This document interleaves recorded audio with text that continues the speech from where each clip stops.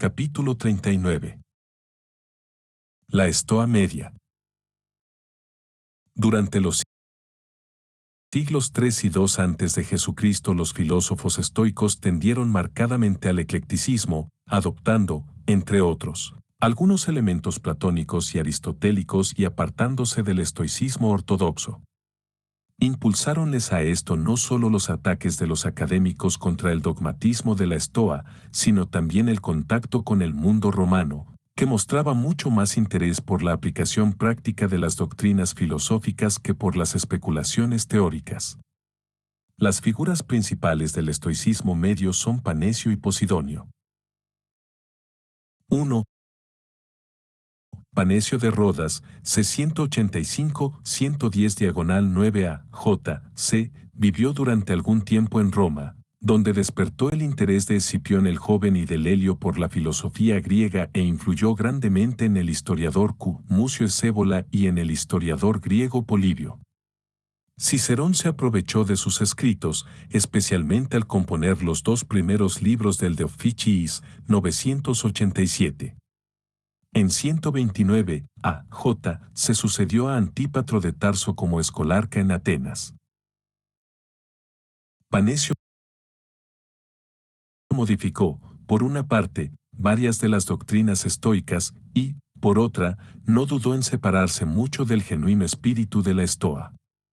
Mitigó así el puritanismo de los primeros estoicos, admitiendo que la finalidad de la vida, para los hombres vulgares, consiste tan solo en el perfeccionamiento racional de su naturaleza individual. Con ello, el estoicismo se hizo menos idealista. Parece ser que Panecio llegó a negar la existencia del hombre verdaderamente sabio, la meta soñada por los antiguos estoicos y que puso en primer lugar al proficiente. Daba también más valor a los bienes externos que lo que lo hiciera la genuina Estoa y rechazaba el ideal de la apatía. A la vez que modificaba de este modo la ética, echaba Panecio por la borda la teoría estoica de la adivinación, mantenida por los primeros estoicos sobre la base filosófica del determinismo. Rechazaba la astrología y daba al olvido las doctrinas de la conflagración universal y de la relativa inmortalidad del alma, 988. Con la teología popular simpatizaba poco, 989.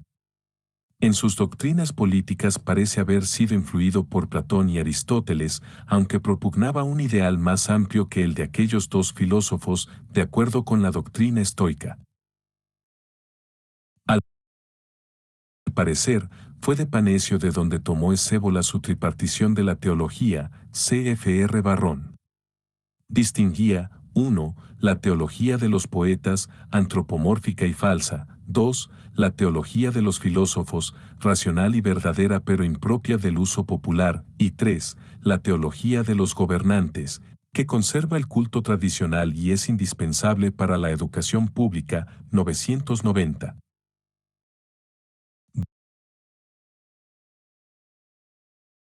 2. El más importante de los discípulos de Panecio fue Posidonio de Apamea, C. 135-51 J. C. Discípulo primeramente de Panecio en Atenas, Posidonio hizo después largos viajes, por ejemplo a Egipto y a España, después de los cuales abrió una escuela en Rodas en el año 97 a J. C. Allá fue a oírle Cicerón en 78 a J. C. y Pompeyo le visitó 2 veces.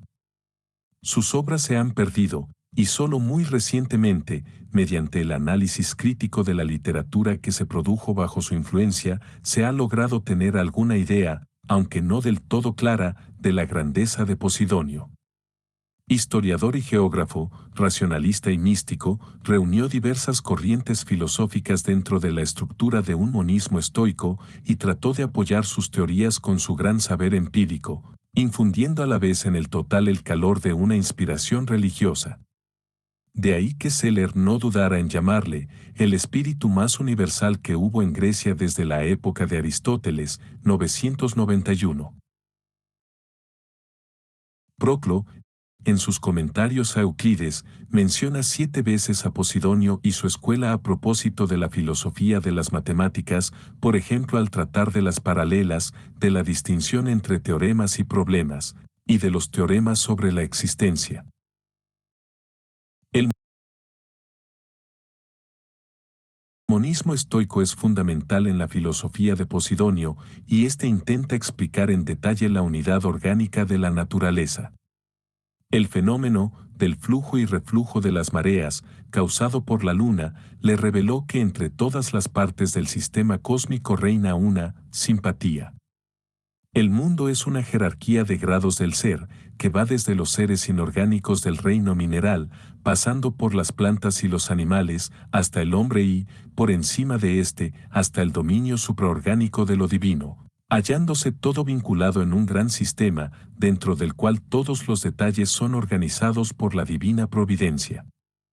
Esta armonía universal y esta organización estructural del universo postulan una razón absoluta, un Dios que esté en la cima de la jerarquía como omnipresente actividad racional. 992. El mundo está transido, penetrado todo él por una fuerza vital, que procede del Sol, y Dios mismo es representado por Posidonio, que sigue en esto al estoicismo ortodoxo, como un abrasador soplo racional. Por otra parte, contra su maestro Panecio, volvió a afirmar Posidonio la doctrina estoica de la conflagración o doctrina que recalca el carácter monístico del universo. Pero, aunque su filosofía fuese monista, Posidonio admitía cierto dualismo, sin duda por influjo del platonismo. El universo se divide en 2 zonas, el mundo supralunar y el mundo sublunar. Mientras este último es terrestre y perecedero, aquel otro es celeste e indestructible y sostiene al mundo inferior mediante las fuerzas que le comunica. Mas estos 2 mundos se unen en el hombre, que es el vínculo, entre ellos. 993. Compuesto de cuerpo y espíritu, el hombre está en la frontera entre lo perecedero y lo imperecedero, entre lo terrestre y lo celestial, y así como todo él es el vínculo ontológico, así su conocimiento es el vínculo epistemológico que une en sí todo conocimiento, el de lo celeste y el de lo terrenal. Y como el hombre, desde el punto de vista corporal está en el grado más alto, así, pero a la inversa, está en el grado ínfimo desde el punto de vista espiritual. En otros términos, entre el hombre y la divinidad suprema están los demonios, o seres altamente espirituales, que constituyen un grado intermedio entre el hombre y Dios. No hay así solución de continuidad en la jerarquía del universo, aunque persiste el dualismo. Este dualismo se acentúa en la psicología de Posidonio, pues, aunque haga del alma, como los primeros estoicos, un inflamado y por tanto algo material como el cuerpo, insiste después en la distinción del alma y el cuerpo de una manera que recuerde a Platón. De esta suerte, el cuerpo es un obstáculo que impide al alma el libre desarrollo de su conocimiento. 994. Además, Posidonio adoptó la teoría platónica de la preexistencia del alma, lo cual, naturalmente, acentuaba el dualismo, y admitió, contra Panecio, la inmortalidad del alma. Claro que esta inmortalidad solo podía ser relativa en la filosofía de Posidonio, toda vez que éste había vuelto a aceptar la teoría estoica de la conflagración. Su doctrina sobre la inmortalidad se atenía así a la de los primeros estoicos. A pesar de este dualismo en su concepción psicológica del hombre, Posidonio, influido por Platón y Aristóteles, acentúa el aspecto jerárquico de su psicología general. Así, las plantas, que según la estoa primitiva poseen solo y no, gozan de lo, y también de la y la, mientras que los animales poseen además, y. El hombre, situado en un nivel superior al de los animales, posee y también las facultades del del y de la. Por tanto, aunque Posidonio admite el dualismo platónico, lo subordina en definitiva a un monismo, influido por la teoría heraclitiana de la oposición en la armonía o la unidad en la diferencia. Con este intento de sintetizar el dualismo y el monismo representa una etapa del camino hacia el neoplatonismo. En contraste con Panecio, Posidonio sostuvo de nuevo la teoría estoica de la adivinación.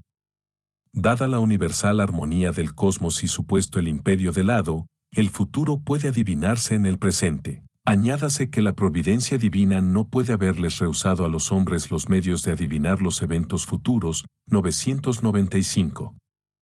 En estados como el sueño y el éxtasis, el alma, libre del impedimento del cuerpo, puede ver las relaciones subyacentes a los acontecimientos y adivinar el porvenir. Ya hemos dicho que Posidonio admitía la existencia de demonios, creía también que el hombre puede entrar en comunicación con ellos.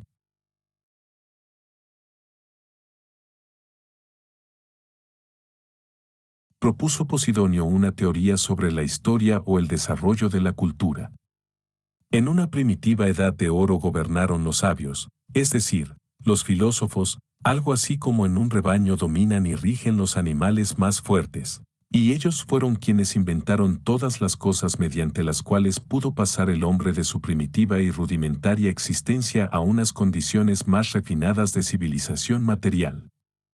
Los sabios descubrieron el uso de los metales, las artes, la fabricación de instrumentos, etc. 996. En la esfera moral, al primer estadio de inocencia le siguió otro de decadencia, y la preponderancia de la fuerza bruta hizo precisa la institución de las leyes.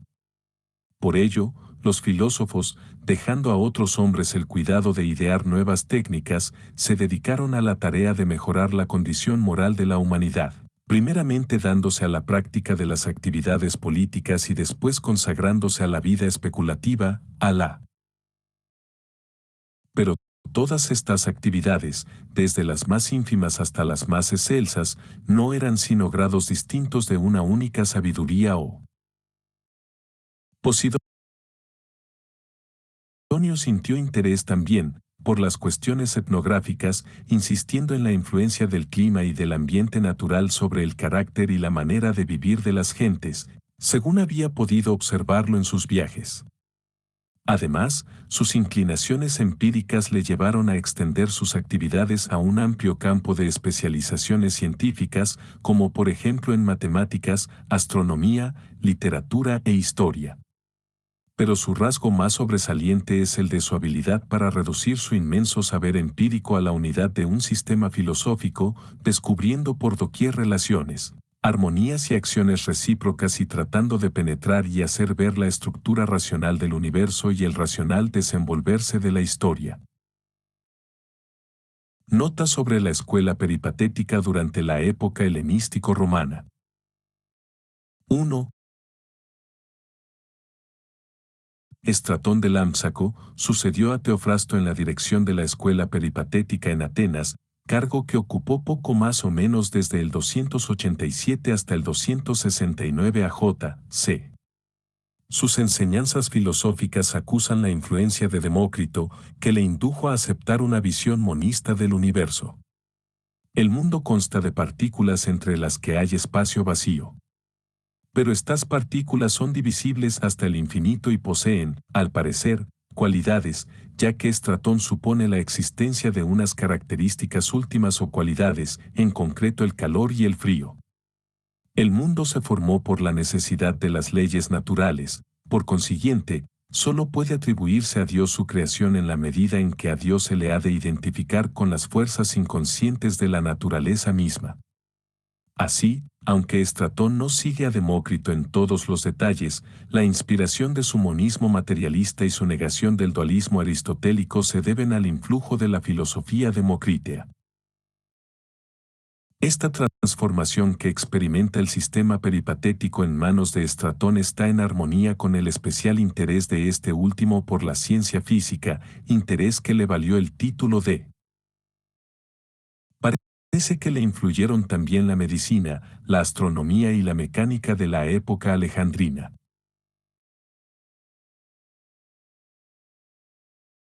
A los ojos de Estratón, todas las actividades físicas, tales como el pensamiento y los sentimientos, son reducibles al movimiento, y el motor que las produce es un alma racional que está situada en el entrecejo.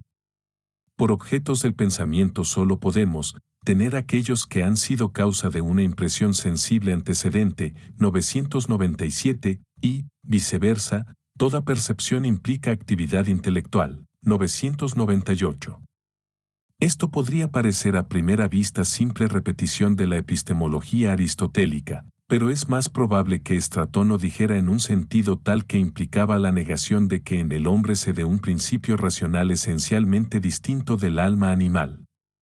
Su negación de la inmortalidad era, pues, una conclusión lógica, ya que, si todo pensamiento depende en esencia de los sentidos, es inconcebible que un principio del pensamiento sobreviva independientemente del cuerpo. 2. Bajo los sucesores de Estratón, Licón de Troade, Aristón de Quíos, Critolao de Facelis, Diodoro de Tiro y Erímeo, la escuela peripatética no parece que aportase ninguna contribución importante a la filosofía.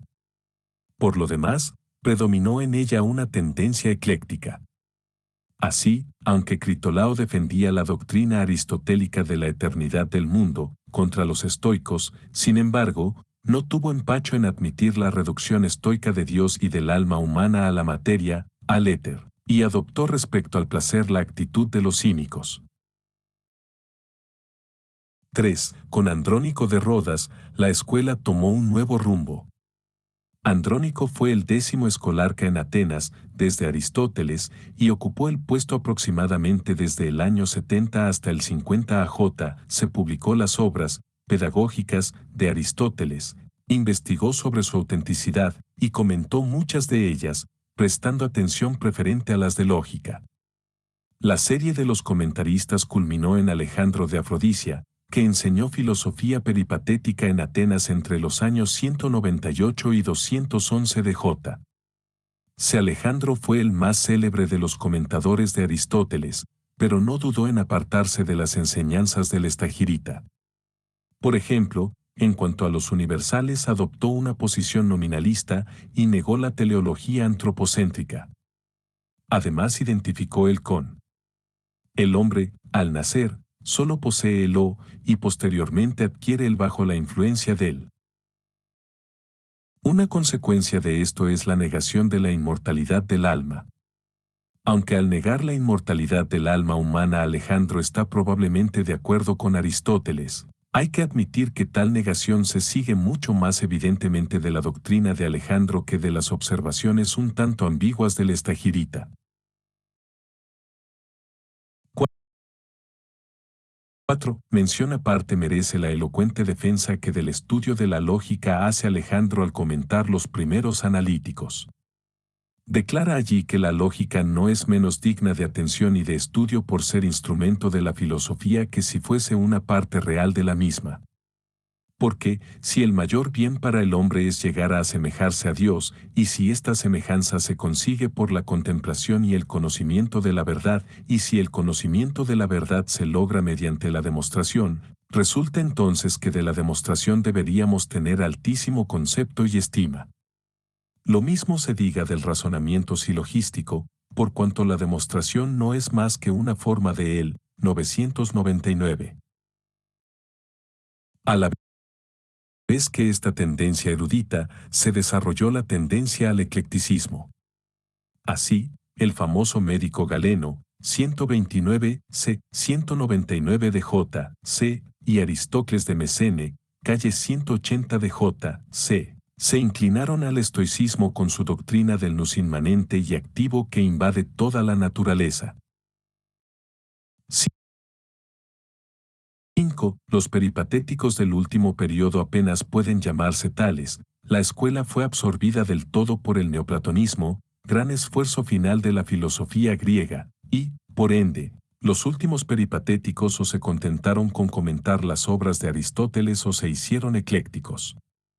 Así, Anatolio de Alejandría, que llegó a ser obispo de la Odisea hacia el 268 de J.C. y puede ser identificado con el Anatolio que fue maestro de Jámblico, 1000, combinó, En su tratado sobre los números del 1 al 10, la consideración de las propiedades reales de los números con la mística pitagórica. Temistio, C. 320 a 390 de J.C., que enseñó en Constantinopla y en otras ciudades del Oriente y nunca se convirtió al cristianismo, afirmaba en verdad que había escogido a Aristóteles como guía hacia la sabiduría y comentó y parafraseó algunas obras del Estagirita, pero fue muy influido también por el platonismo. Con el último platonismo, definía en la filosofía como C.F.R. Platón, de Teto, 176b. Capítulo XL. El estoicismo tardío. A los comienzos del Imperio Romano, la característica principal del estoicismo es su insistencia en los principios prácticos y morales de la escuela, que adquieren una matización religiosa, vinculándose a la doctrina del parentesco del hombre con Dios y del consiguiente deber para el hombre de amar a sus semejantes. La nobleza moral de la Estoa se advierte